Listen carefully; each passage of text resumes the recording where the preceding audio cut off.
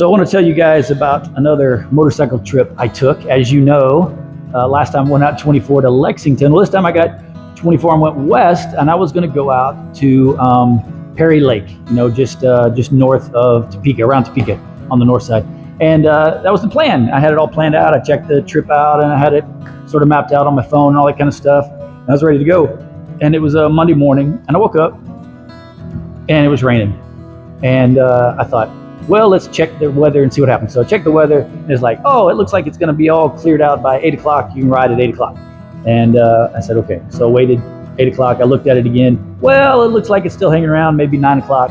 And then maybe 10 o'clock. And all of a sudden, it was noon. I was like, my gosh, this whole day is getting away from me, and I need to ride my motorcycle.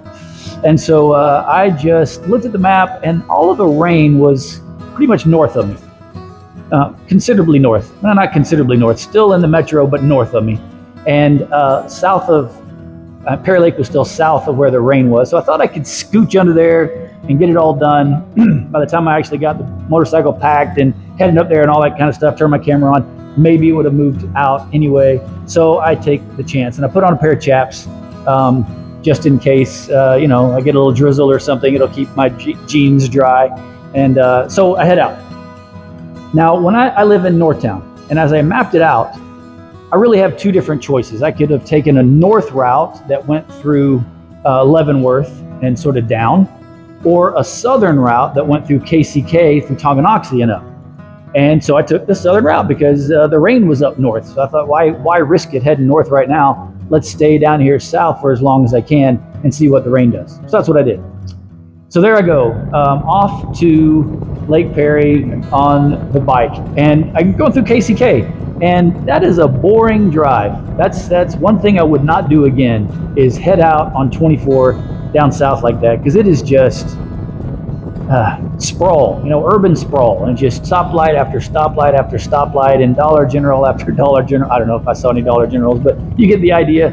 And I think I hit every single stoplight, and it was just dull and boring. And as you know, we're about at our most vulnerable when we're stopping at a bunch of stoplights and we don't know who's going to come up behind us. And so that just wasn't an enjoyable thing for me. But about 198th Street, it cleared up.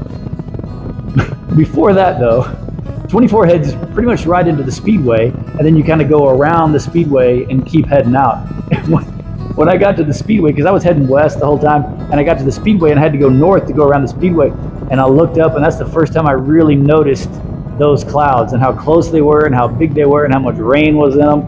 And that's when I realized that, yeah, I took my chaps, but I had already taken my rain gear out of my saddlebags to air them out a few days earlier, and I had never put them back in. So that's when I realized I don't think I have my rain gear with me. And so the chaps is about all that I've got to keep me dry, and I'm wearing that red flannel shirt, so it's going to get soaked.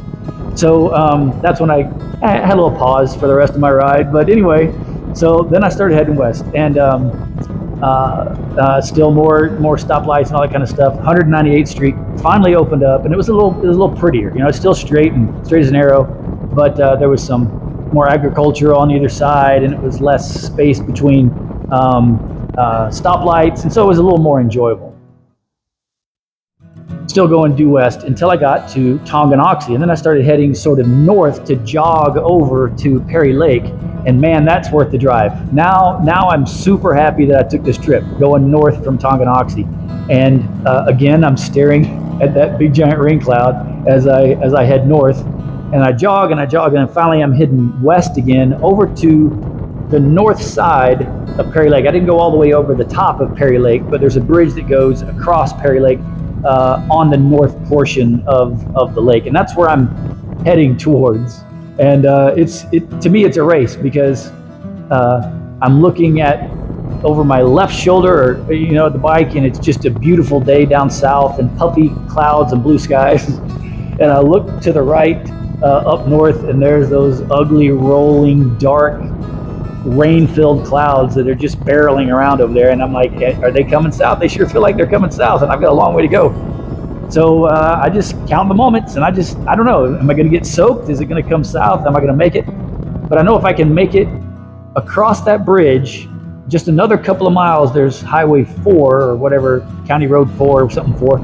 And I'll go south on there to start going the other side of Perry Lake and then head back home. So I know if I can make that, I'm safe, because then I'll be going, 40, 50 miles an hour south away from the rain. But man, am I going to make it? I just didn't know, because every time I looked to the right and I saw those rolling clouds, I was like, oh man, I'm going to get drenched.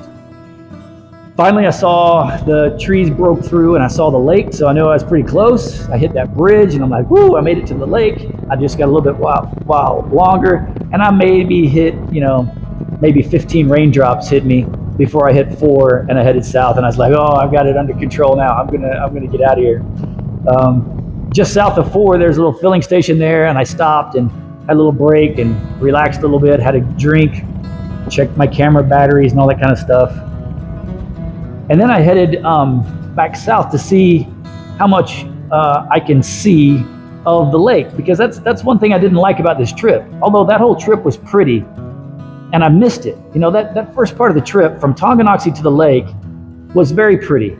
And I was so worried about the rain that I was thinking about those clouds, and I didn't bring my rain gear, and I was thinking about getting wet, and I wasn't in the right mindset to enjoy that trip. So now I got to go back and ride that again, because I wasn't there. I wasn't in that moment. So I thought to myself, well, on the way back, it's nice and pretty, and I'm going to be in the moment. I'm going to enjoy that lake. So there's a road that went back down the lake, and that's one thing I missed about this trip. Not that I missed, but one downside about this trip is it wasn't very lakey. I thought when I got over there, I'd get on those highways that kind of go around the lake, and I'd see the lake the whole time. Just the lake would always be over my left shoulder or on my left side. And that just wasn't the case. If you weren't going over a bridge, you kind of didn't see the lake. You just saw the trees that were between you and the lake. And so that was sort of disappointing, but still a pretty drive. I got to see the lake a few times as I crossed bridges and such. And then on the way back home, it was worth it. It was back in the agricultural land. There was a few hills. There was a few, I'm not going to say twisties, but at least there were turns and left turns and right turns and a little bit of swerving. So it wasn't, it wasn't the greatest trip that ever was, but for around here, I thought it was pretty enjoyable. Had a good time coming back.